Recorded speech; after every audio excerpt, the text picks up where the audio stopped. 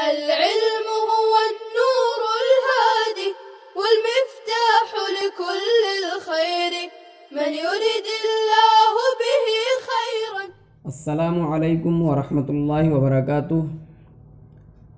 عزیز طلبہ، آپ سے پچھلے سبق کے اخیر میں کہا گیا تھا کہ آج کا جو سبق ہوگا اس کے اندر اولاً پہلی فصل کا خلاصہ اور پھر جو ہے اس کے بعد دوسری فصل کے مسائل بیان کیے جائیں گے۔ پہلی فصل کے اندر مصنف رحمۃ اللہ علیہ نے تفخیم اور ترقیق کے متعلق بحث کی ہے۔ آپ جانتے ہیں شروع میں آپ کو بتلایا گیا تھا کہ حروف و ترقیق کے اعتبار سے 3 قسموں میں منقسم ہو جاتے ہیں۔ ایک تو وہ ہیں جو ہمیشہ ہر حال میں پر پڑھے جاتے ہیں، وہ حروف مستعلیہ کے 7 حروف ہیں جن کا مجموعہ ہے خصہ ضغط قز۔ اور حروف مستفلہ میں سے 19 حروف ایسے ہیں جو ہمیشہ باریک ہوتے ہیں، جس طرح سے حروف مستعلیہ ہمیشہ پر ہوتے ہیں، اسی طرح سے 19 حروف جو ہے ہمیشہ باریک ہوتے ہیں۔ لیکن 3 حرف حروف مستفلہ میں سے ایسے ہیں جو کبھی پر ہوتے ہیں اور کبھی باریک پڑھے جاتے ہیں۔ تو گویا کہ تفخیم و ترقیق کے اعتبار سے حروف جو ہے 3 حصوں میں منقسم ہو گئے۔ ایک تو وہ جو دائمی تفخیم والے ہیں، وہ خصہ ضغط قز کے 7 حروف ہیں، اور ایک وہ ہیں جو دائمی ترقیق والے ہیں اور وہ حروف مستفلہ میں سے 3 حرف کے علاوہ الف، اللہ کا لام اور را، ان کے علاوہ جو 19 حرف ہیں وہ ہیں۔ اور مشترک یعنی کبھی پر اور کبھی باریک ہونے والے وہ 3 حرف ہیں، الف، اللہ کا لام اور جو ہے را۔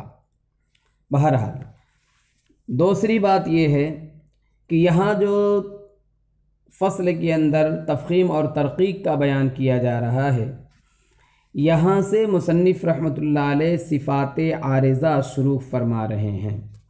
صفات عارضہ اب تک جو مصنف نے پہلے باب کے اندر بیان کیا تھا اس میں جو ہے صفت لازمہ کو بیان کیا تھا۔ تو صفت لازمہ اور صفت عارضہ کے اندر جو ہے آپ کو 4 طرح سے فرق بتلایا گیا تھا۔ ایک فرق یہ ہے کہ صفات لازمہ میں غلطی ہوتی ہے اسے لحن جلی کہا جاتا ہے، اور عارضہ میں جو غلطی ہوتی ہے اس کو لحن خفی کہا جاتا ہے۔ دوسرا فرق یہ ہے کہ صفات لازمہ یہ کسی سبب پر موقوف نہیں ہوتی، جبکہ عارضہ جو ہے اس کے لیے سبب کا ہونا ضروری ہے۔ تیسرا فرق یہ ہے کہ صفات لازمہ تمام حرفوں میں پائی جاتی ہے، اور صفات عارضہ جو ہے اکثر و بیشتر 8 حرفوں میں پائی جاتی ہے، جن کا مجموعہ ہے او یرملانی۔ چوتھا فرق یہ ہے کہ صفات لازمہ جن حروف میں بھی پائی جاتی ہے وہ ہر وقت اور ہر حال میں پائی جاتی ہے، لیکن صفات عارضہ یہ کبھی پائی جاتی ہیں اور کبھی نہیں پائی جاتی۔ پھر اس کے بعد جو ہے آپ کو یہ بھی بتلایا گیا تھا کہ صفات عارضہ کسی نے 12، کسی نے 14، کسی نے 22، کسی نے 25 اس طرح سے بیان کیا ہے۔ مختلف کتابوں کے اعتبار سے، مختلف ضرورتوں کے اعتبار سے یہ اختلاف ہوا ہے۔ اب جو ہے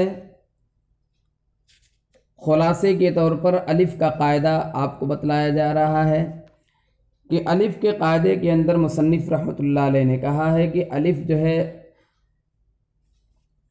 یہ پر اور باریک ہونے میں اپنے ماقبل کا تابع ہے، یعنی اگر اس سے پہلے والے حرف پر، اس سے پہلے والا حرف اگر مفخم ہوگا تو الف جو ہے پر پڑھا جائے گا، اور اگر اس کے پہلے والا حرف جو ہے مرقق ہوگا تو الف جو ہے باریک پڑھا جائے گا۔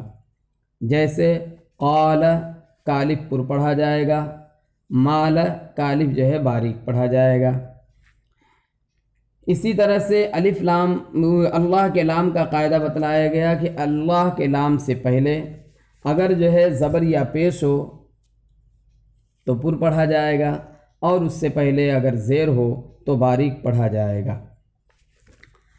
اور اسی حکم میں جو ہے اللہم کا لام بھی ہے کہ اللہم کے لام سے پہلے اگر جو ہے زبر یا پیش ہو تو پر پڑھا جائے گا، اور زیر ہو تو باریک پڑھا جائے گا۔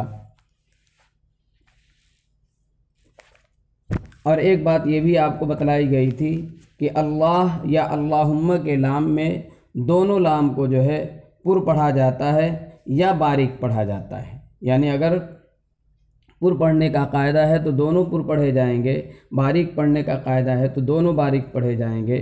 حالانکہ آپ کو یہ بتلایا گیا تھا کہ اللہ کے لام کے علاوہ کوئی لام پر نہیں ہوتا، لیکن اللہ کے اندر چونکہ ایک لام جو ہے پہلا وہ الف لام کا ہے، اصل میں تھا الالہ، الالہ سے الہ سے حمزہ گرا دیا کیونکہ حمزہ وصلی تھا تو اللہ بنا ہے، تو ال کا جو لام ہے یعنی الف لام تعریف کا، اس کو جو ہے پر نہیں ہونا چاہیے تھا، لیکن چونکہ اگر پر نہیں کریں گے تو لام کا لام میں ادغام نہیں ہو پائے گا، تو اللہ کا دونوں لام پر پڑھا جاتا ہے یا اللہم کا دونوں لام پر پڑھا جائے گا۔ پہلا لام جو ہے ادغام کی حفاظت کے لیے، اور دوسرا لام جو ہے اللہ کے نام کی عظمت کے لیے۔ بہرحال یہ تو الف اور اسی طرح سے جو ہے اللہ کے لام کا قاعدہ بالکل آسان تھا اور مختصر تھا، لیکن جو ہے را کا قاعدہ آپ کو بتلایا گیا کہ را کے قاعدے کے اندر تفصیل تھی، تو آپ جو ہے اس کو یوں سمجھیں خلاصے کے طور پر کہ را کی اولاً 3 قسمیں بنائیں گے کہ را متحرک ہوتی ہے یا را ساکن ہوتی ہے، اس کا ماقبل متحرک ہوتا ہے، یا جو ہے را ساکن ہوتی ہے اس کا ماقبل بھی ساکن ہوتا ہے، پھر اس کا ماقبل جو ہے متحرک ہوتا ہے۔ تو گویا کہ 3 حالت ہو گئی را کی، را متحرک، را ساکن ماقبل متحرک، را ساکن ساکن ماقبل متحرک۔ اگر را متحرک ہے تو بالکل آسان اس کا قاعدہ ہے کہ را متحرک پر زبر یا پیش ہو تو پر اور زیر ہو تو باریک۔ اگر جو ہے را ساکن ہے تو را ساکن کے اندر اب اس کا ماقبل دیکھا جائے گا، اگر را ساکن سے پہلے والا حرف متحرک ہے تو اس پہ دیکھیں گے کہ کون سی حرکت ہے۔ اگر را ساکن سے پہلے والے حرف پہ فتحہ یا جو ہے ضمہ ہے تو اسے پر پڑھیں گے، جیسے برق کی را جو ہے پر پڑھی جائے گی، یرزقون کی را بھی پر پڑھی جائے گی، اور اگر کسرہ ہے تو اسے باریک پڑھیں گے جیسے شرعتن۔ لیکن را ساکن سے پہلے والے کسرے کے لیے 3 شرطیں ضروری ہیں، تب وہ 3 شرطیں اگر پائی جائیں گی تو وہ را جو ہے باریک ہوگی، ورنہ را اپنی اصل کے مطابق جو ہے پر ہو جائے گی۔ پہلی شرط شرعتن کے اندر 3 شرطیں پائی جاتی ہیں۔ تو پہلی شرط یہ ہے کہ را ساکن سے پہلے والا جو کسرہ ہے وہ کسرہ اصلی ہو، عارضی نہ ہو، اصلی ہو عارضی نہ ہو۔ اسی طرح سے اس کی دوسری شرط یہ ہے کہ کسرہ اسی کلمے میں ہو، دوسرے کلمے میں نہ ہو، یعنی را ساکن اگلے کلمے میں ہو اور کسرہ جو ہے پچھلے کلمے میں ہو، تو اس طرح سے وہ را جو ہے پر ہی پڑھی جائے گی اصل کے مطابق، جس کو مصنف نے پہلے نمبر پہ بیان کیا ہے۔ تو 2 شرط یہ ہوگی۔ تیسری شرط یہ ہے کہ را ساکن کے بعد اسی کلمے میں حرف مستعلیہ نہ ہو، یعنی جس را ساکن سے پہلے کسرہ ہے اگر کسرہ وہ اصلی بھی ہو اور اسی کلمے میں بھی ہو، لیکن اس کے بعد اسی کلمے میں حرف مستعلیہ ہو تو را جو ہے باریک نہیں ہوگی بلکہ پر ہوگی۔ اور آپ کو یہ بتلایا گیا تھا کہ را اس لیے یہاں پر پر ہوتی ہے کہ را کے اندر اصل پر پڑھنا ہی ہے، لہذا را کو اس کی تفخیم سے نکالنے کے لیے کوئی جو ہے مضبوط وسیلہ اور ذریعہ ہونا چاہیے، اور یہاں پر ایسا نہیں پایا جاتا، اس لیے را ساکن سے پہلے اگر زیر دوسرے کلمے میں ہے تو را پر پڑھی جائے گی، جیسے رب ارجعون، امیر تابو، یہ دونوں کی مثال ہوگی جیسا کہ آپ کو پہلے ہی بتلایا تھا۔ رب ارجعون، یہ را سے پہلے کسرہ ہے لیکن دوسرے کلمے میں ہے۔ اور اسی طرح سے را ساکن سے پہلے کسرہ عارضی اگر ہوتا ہے تو پھر را جو ہے باریک نہیں بلکہ پر پڑھی جائے گی، جیسے امرتابو یا ارتابو۔ اسی طرح سے انرتبتم اور ارتبتم۔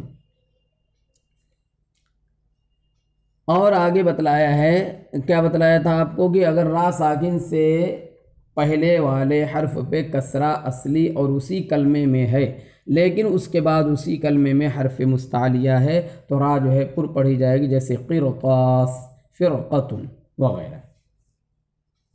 آپ کو بتلایا تھا کہ اس کی جو ہے کیا کہتے ہیں، را ساکن کے بعد اسی کلمے میں حرف مستعلیہ ہو، اس کی جو ہے 5 مثالیں قرآن کریم کے اندر پائی جاتی ہیں۔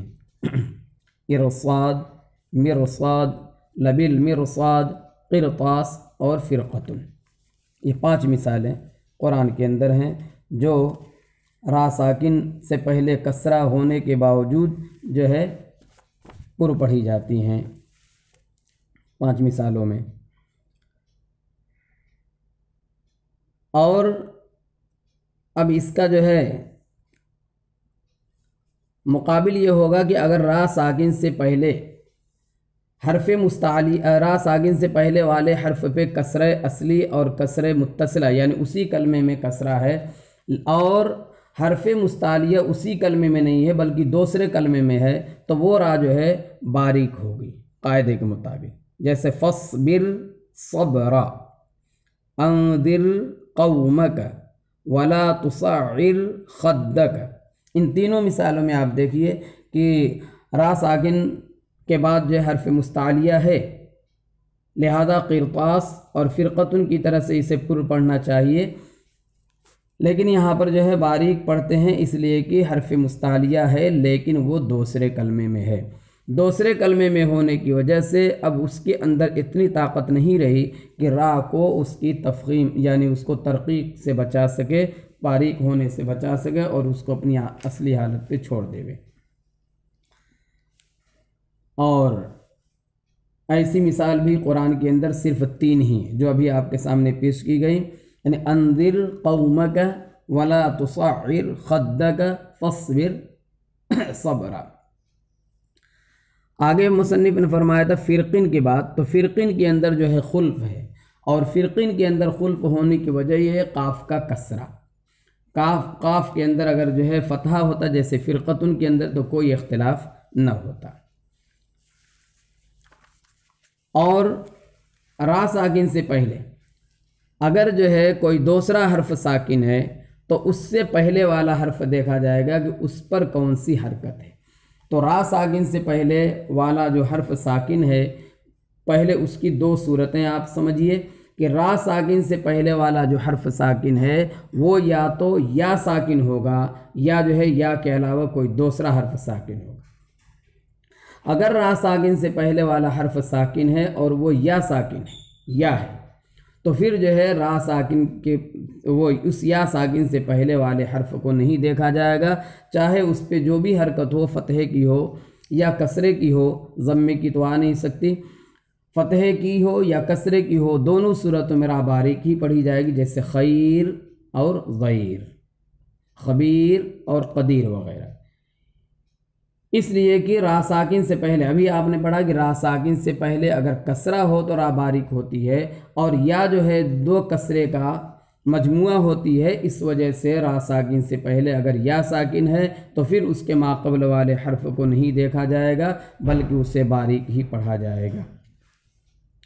اب رہا دوسرا معاملہ کہ اگر را ساکن سے پہلے والا حرف جو ساکن ہے وہ یا کے علاوہ ہے تو اس کا قاعدہ بالکل اسی طرح سے جس طرح سے را ساکن سے پہلے والے حرف پہ حرکت ہوتی، تو جو قاعدہ ہے کہ را ساکن سے پہلے والے حرف پہ اگر زبر یا پیش ہو تو پر اور زیر ہو تو باریک، تو ایسے یہاں پر بھی ہے کہ را ساکن سے پہلے والے حرف پہ اور را ساکن سے پہلے والا حرف ساکن ہے یا کے علاوہ اور اس کے پہلے زبر ہے تو پر اور زیر ہے تو باریک، جیسے زبر یا پیش ہے تو دونوں صورتوں میں پر اور زیر کی صورت میں باریک، جیسے قدر، فجر، امور وغیرہ یہ پر ہوں گے، اور حجر، ذکر، کہ را جو ہے باریک ہوگی۔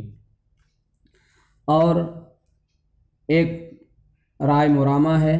رائے مرامہ کے اندر یہ ہوتا ہے کہ رائے مرامہ جو ہے اپنی حرکت کے مطابق جو ہے پر اور باریک ہوتی ہے، اور رائے مرامہ کا مطلب یہ ہوتا ہے کہ وہ را جس پر وقف بالروم کیا جائے، اور وقف بالروم کا مطلب یہ ہوتا ہے کہ اس کی 1/3 حرکت کو ادا کیا جائے۔ جب حرکت کو ادا کیا جائے گا تو حرکت پائی جائے گی تو رائے متحرکہ یعنی پہلی جو حالت ہے را کی، اس کا حکم وہاں پہ جاری ہوگا۔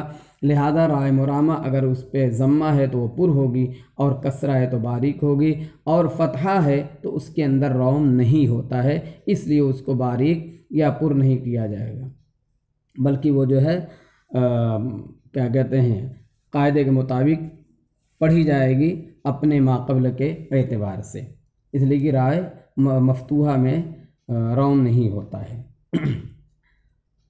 ایک رائے ممالہ ہے، یعنی وہ را جس کے اندر امالہ کیا جاتا ہے، اور وہ امام حفص رحمۃ اللہ علیہ کے نزدیک صرف ایک ہی ہے، مجریحہ، تو رائے ممالہ باریک ہی پڑھی جاتی ہے۔ پھر اس کے بعد آخر میں چلتے ہوئے مصنف نے کہا تھا کہ را مشدد کا حکم کیا ہے، تو را مشدد کے بارے میں مصنف نے بتلایا تھا کہ را مشدد جو ہے پر اور باریک پڑھے جانے کے مسئلے میں ایک را کا حکم رکھتی ہے، لہذا جیسی اس پہ حرکت ہوگی اسی کے مطابق وہ را پڑھی جائے گی۔ اگر اس پہ جو ہے فتحہ یا ضمہ ہے تو را پر پڑھی جائے گی، اور اگر کسرہ ہے تو را جو ہے باریک پڑھی جائے گی، جیسے سرن، یہ دونوں را پر پڑھی جائیں گی، اور دریون کی را جو ہے باریک ہوگی، یعنی پہلی را دوسری کے تابع ہوگی۔ لیکن آپ کو یہ بھی معلوم ہونا چاہیے کہ یہ اس صورت میں ہے جبکہ وصلاً ہو۔ اگر وہاں رائے مشددہ پہ وقف کر دیا جائے تو وقف کی صورت میں اب جو ہے دوسری را پہلی کے تابع ہو جائے گی۔ پہلی را اگر باریک ہے تو وہ بھی باریک، اور پہلی را اگر پر ہے تو وہ بھی پر پڑھی جائے گی۔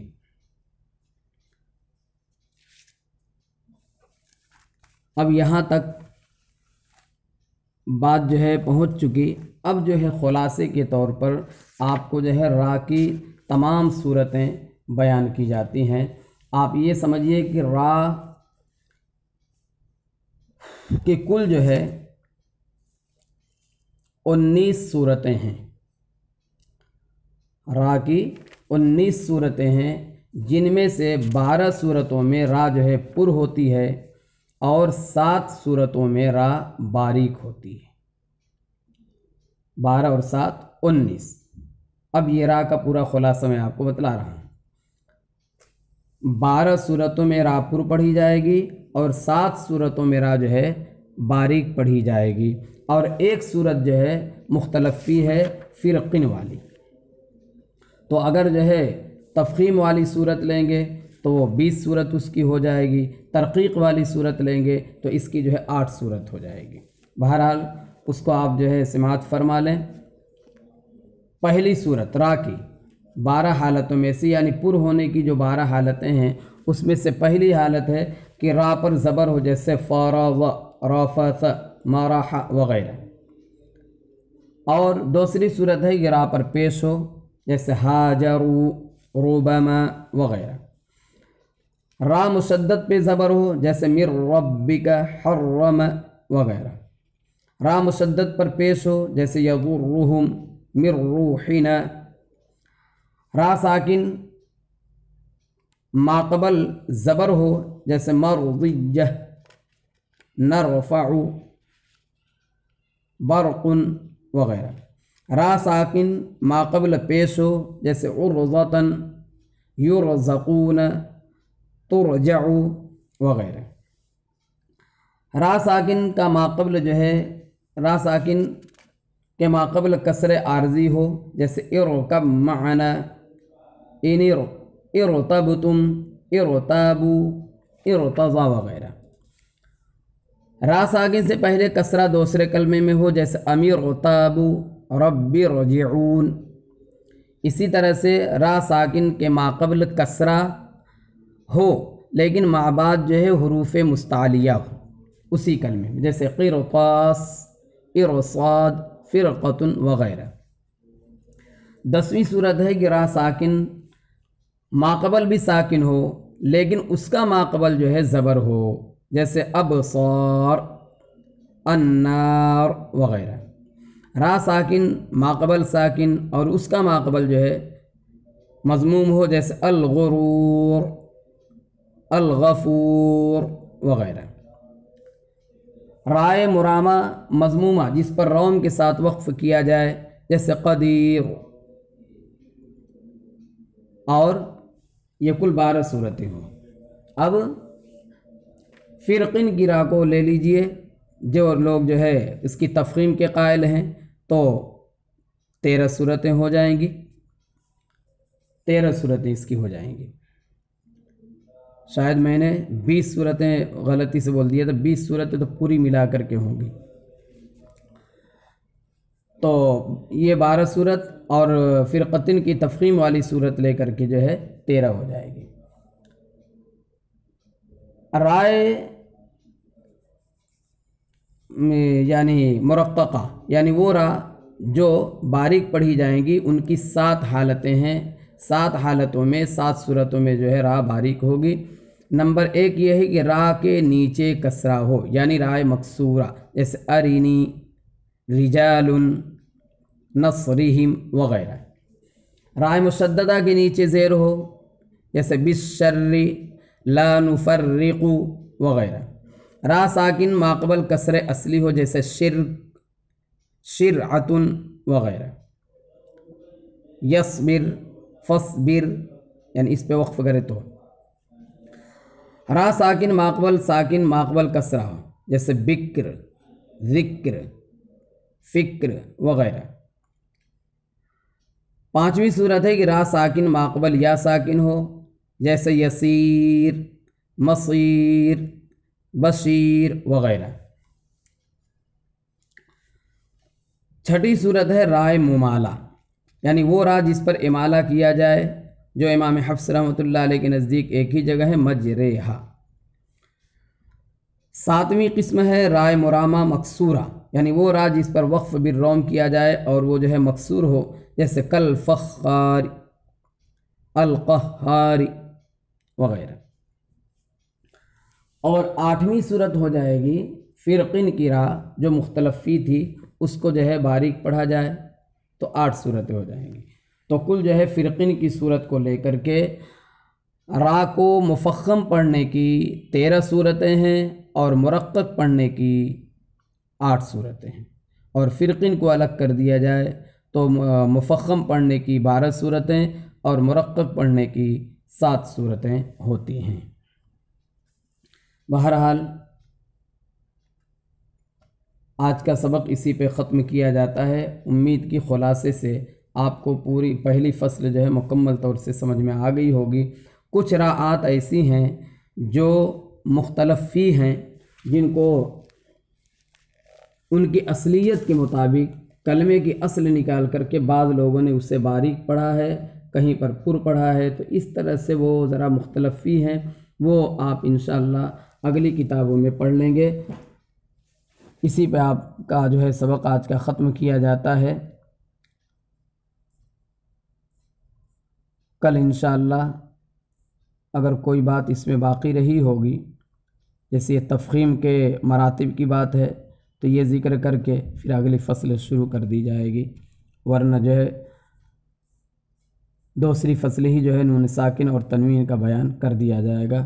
السلام علیکم ورحمۃ اللہ وبرکاتہ۔ السلام عليكم. لا تنسوا الاعجاب بالفيديو والاشتراك في القناة تشجيعا لنا لنستمر بنشر المزيد إن شاء الله.